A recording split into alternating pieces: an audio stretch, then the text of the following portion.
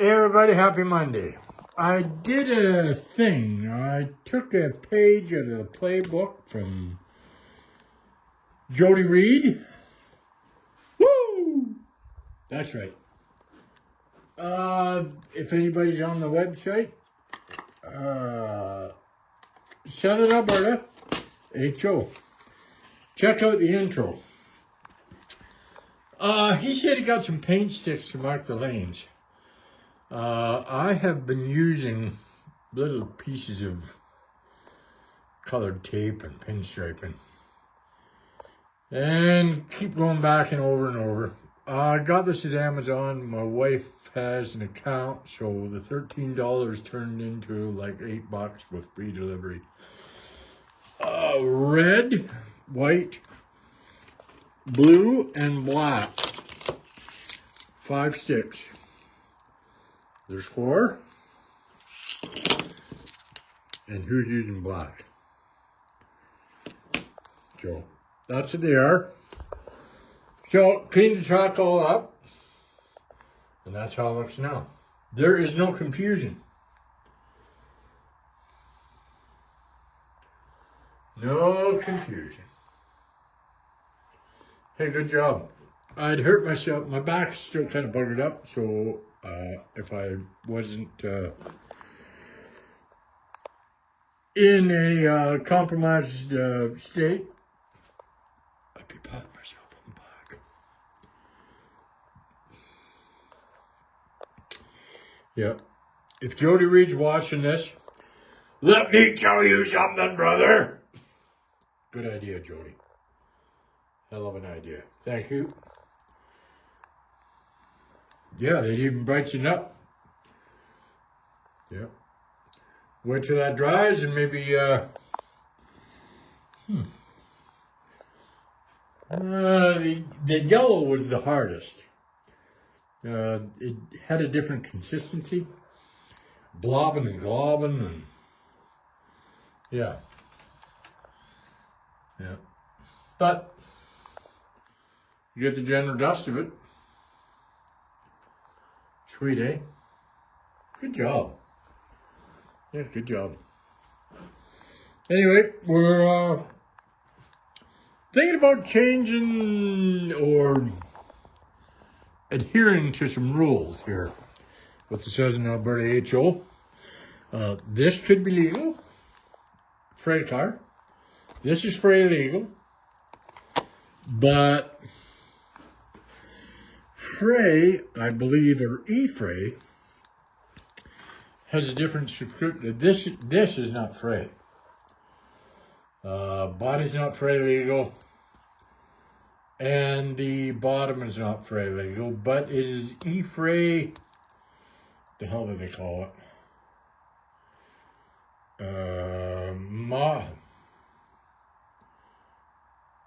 OR something.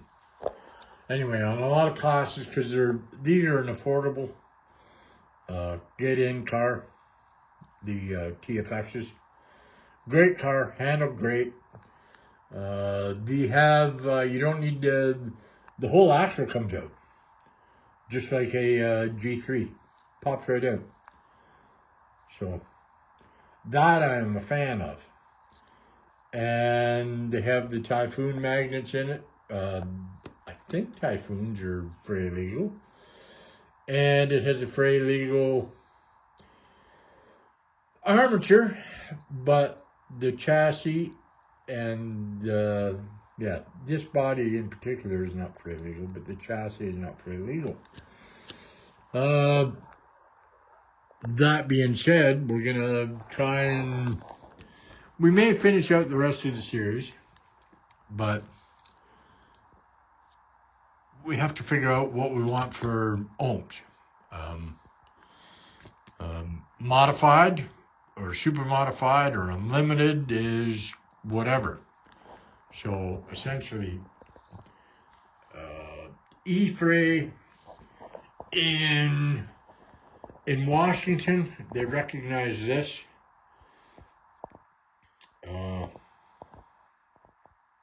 Stock car crazy guys. His kid was running one of these forever. until he finally saved up about $400 US to buy a car. Yeah.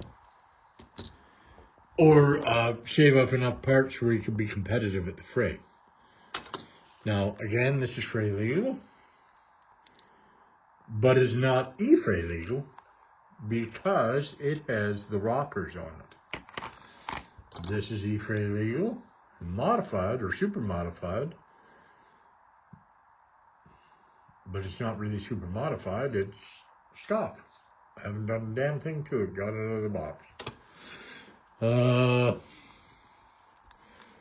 This is e-fray legal because it doesn't have the rockers on it, but it has the brass weighted front rims. So that's legal, e-fray, but not fray. Here's another one. E-fray, not fray.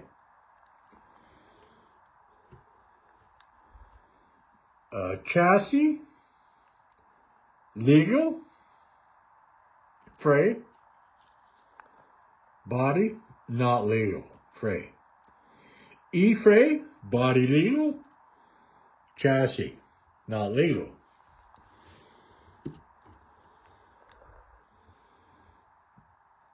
Fray, legal, body, legal. Fray. E-fray, not legal.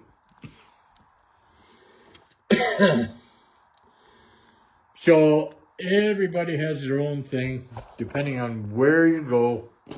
We're trying to centralize something so everybody can get the same thing instead of having multiples.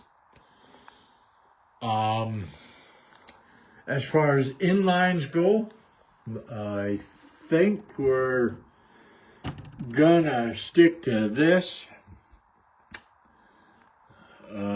for box stock, but if you've ever had one of these box stock, even out of the package, there was a bunch I bought secondhand already out of the package. Rims were wobbly.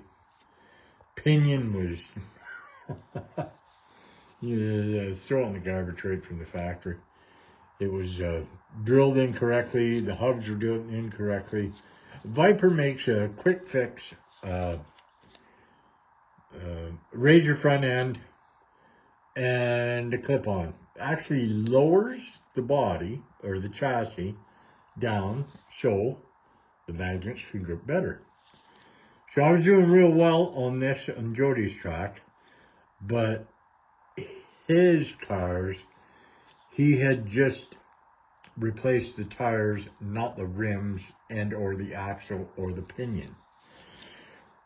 And the front end, I believe he was still running stock. So they were wobbling all over the place. You clearly see that. Those guys are good racers, and this thing just in the lower tires and double flange. So we may call this super stock and not have a stock, or I don't know. We're just going through it. I have plenty to choose from. I still have box stock stuff, but they're so goddamn wobbly. It's just pathetic. Yep. That Shelby, box stock, but I can't drive it. It is all over the place. Wheels aren't drilled. Like, look at the wheel. It's just terrible. Mustang, same deal. My Camaro, I did the same convert as the other Camaro, except I put a, instead of a Razor, I put an independent Razor or Viper front end on it. It handles pretty good. Lowers the ass end down, gets the magnet closer to the rail, more contact, fast. Same with this one. stock front end, but I lowered the back end. Yep. Pretty peppy for a can car. So there's some things that we're going through. Yeah. That being said, man, that looks cool. It's going to be a short one. I'm not going to put anything on the track. I was ripping around, buying other stuff and getting stuff from my wife's motorcycle build. My merch motor comes on Thursday, so pretty excited about throwing that together. There's a FXR Harley FXR show first of next month, so got to get my poop in a group.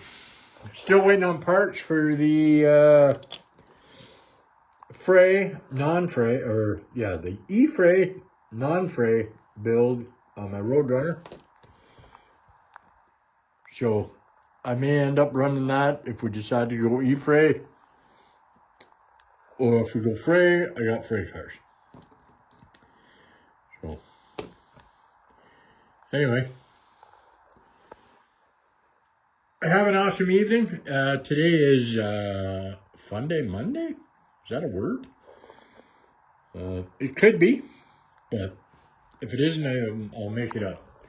Thanks everybody for watching. Like, subscribe, and I'd like to put a personal shout out to Stephen John Costland and Greg Hutchinson.